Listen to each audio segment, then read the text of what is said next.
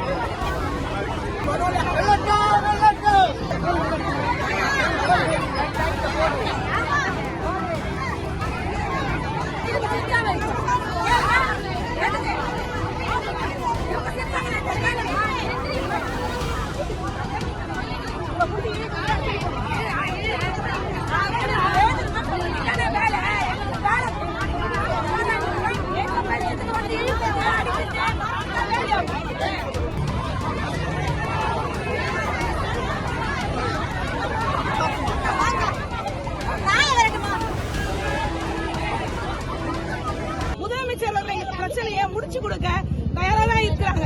அவருக்கு முட்டுக்கட்டையா இருக்கிறது ஆணையர் அவர்கள் மட்டும்தான். எங்களுடைய பிரச்சனையை அவர் முடிச்சு கொடுக்கணும். எங்களுடைய தலைமையை கூப்பிட்டு உழைப்போர் உரிமை இயக்கத்தினுடைய மாநில தலைவர் பாரதி அவர்கள் கூப்பிட்டு பேச்சுவார்த்தை நடத்தி இந்த பிரச்சனையை முடிச்சு கொடுக்கணும். அதுவரை எங்களுடைய போராட்டம் ஓயாது. நாங்க வந்து செத்து மடிவோம் குடும்பத்தோட பஸ்ல பட்னியுமா இருக்கிறோம். நாங்க எங்களுடைய பசு பட்னி சொல்லணும்.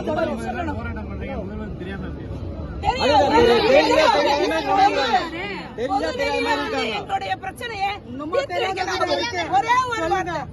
150 நாளா போராட்டம் பண்றீங்க. இது வரைக்கும் முதலமைச்சர் கண்ணுக்கு தெரியல. ஏன் இது வரைக்கும் எதுவும் அறிக்கை கொடுக்கல? ஏன் அப்படி தெரியும் சொல்றீங்க?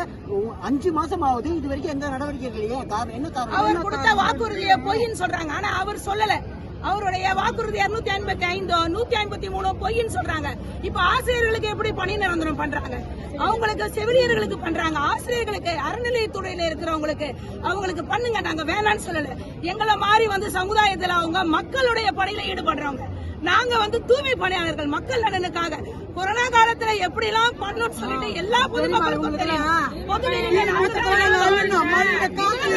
கவனத்துக்கு போயிருக்குங்க. இப்ப போகாம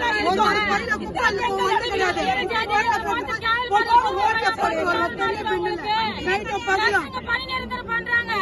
அண்ணாதுரை பணி நிரந்தரம் பண்றாங்க. நாங்களே தூய்மை பண்ணாங்களே கேவலமா இருக்கிறோமா? பணி நிரந்தரம் பண்றதுக்கு என்ன இருக்கு? எங்க வேலை கேட்கிறோம். நாங்க எங்க வேலை கேட்கிறோம். எங்க வேலை என்ன? நாங்க கண்ட்ரோல் பண்ணிக்கிறோம். இலவச வாய் கொடுங்க. உங்க கையால குடும்பத்துல நாங்க கத்துறோம்.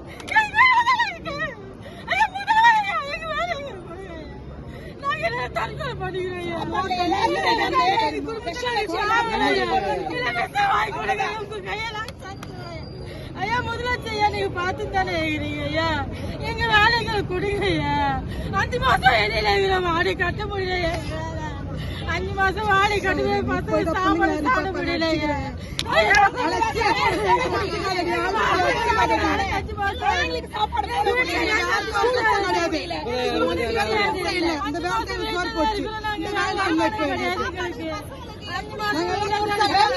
அசோக்குமார் உதயகுமார் 3 உயிர் வந்து பலியா இருக்குது மாநகராட்சியில. நாங்க எல்லாருமே இனிமேட்டு வந்து தொடர்ச்சியா இந்த மாதிரி வந்து மரண படிக்க முடியல. வேலைகளை கொடுங்க.